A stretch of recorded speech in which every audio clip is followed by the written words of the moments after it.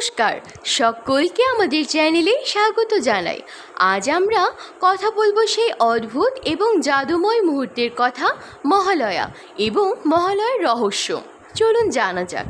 দেবী দুর্গার আগমনী সুর বেজে ওঠার সঙ্গে সঙ্গেই শুরু হয় দেবীপক্ষ, কিন্তু এই রাতের মধ্যেই লুকিয়ে আছে অসংখ্য রহস্য, বিশ্বাস আর চিরন্তন গল্প। চলুন তার আগে জেনে নিই মহালয়া কী। হিন্দু পঞ্জিকা অনুযায়ী আশ্বিন মাসের কৃষ্ণপক্ষের শেষ তিথি অর্থাৎ অমাবস্যার রাত, এই দিনটিই মহালয়া।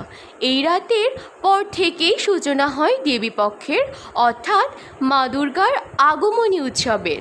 কিন্তু শুধু দুর্গাপূজার শুরুর জন্যই তো নয়, মহালয়া হলো পূর্বপুরুষদের প্রতি শ্রদ্ধা জানানোর শেষ দিন, যা পিতৃপক্ষ শেষ করে।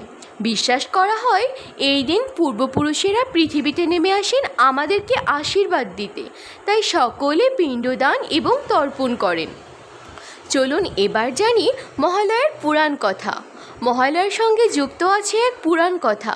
দেবতা এবং অসুরদের মধ্যে অসুরেরা যখন শক্তিতে অজেয় হয়ে ওঠে, তখন দেবতারা ব্রহ্মা, বিষ্ণু এবং মহেশ্বরের কাছে প্রার্থনা করেন। তাদের শক্তি মিলিয়ে জন্ম নেন মহামায়া দুর্গা। অশুভের প্রতীক মহিষাসুরকে বধ করার জন্য দেবী সজ্জিত হন। মহালয়ার দিনেই বলা হয় দেবীর এই শক্তির আহ্বান ঘটে। দেবীর মর্তে আগমন শুরু হয়। এই আহ্বানকে বাঙালি ঘরে ঘরে জীবন্ত করে তোলে আকাশবাণীর বিখ্যাত বীরেন্দ্রকৃষ্ণ ভদ্রের চণ্ডীপাঠ, ইয়া দেবী সর্বভূতেষু। এই মন্ত্রধ্বনি যেন দেবীর শক্তিকে জাগিয়ে তোলে। রেডিওর সেই রাত, অর্থাৎ ভাবো তো, ভোররাত প্রায় 4টা, রেডিওতে বাজে ধনুচির গন্ধমাখা মহিষাসুর মর্দিনী। বছরের পর বছর ধরে এই সময়টা যেন এক জাদু, তাই না? শহর গ্রাম নির্বিশেষে সবাই ঘুম ভেঙে বসে রেডিওর সামনে। এটি শুধু ধর্মীয় নয়, এক গভীর সাংস্কৃতিক অভিজ্ঞতা। এবার জানি আসল কথা, মহালয়ার রহস্য এবং বিশ্বাস। অনেকে বলেন মহালয়ার রাত এক বিশেষ শক্তির রাত।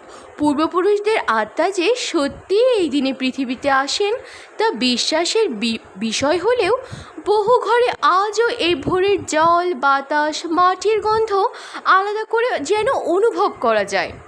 কেউ কেউ আবার বলেন এই রাতেই দেবী নবরূপে মর্তে পা রাখেন। তাই ঘরে ঘরে ধূপধুনো, কলাপাতা আর গঙ্গা জল দিয়ে তৈরি হয় এক বিশেষ পবিত্র পরিবেশ।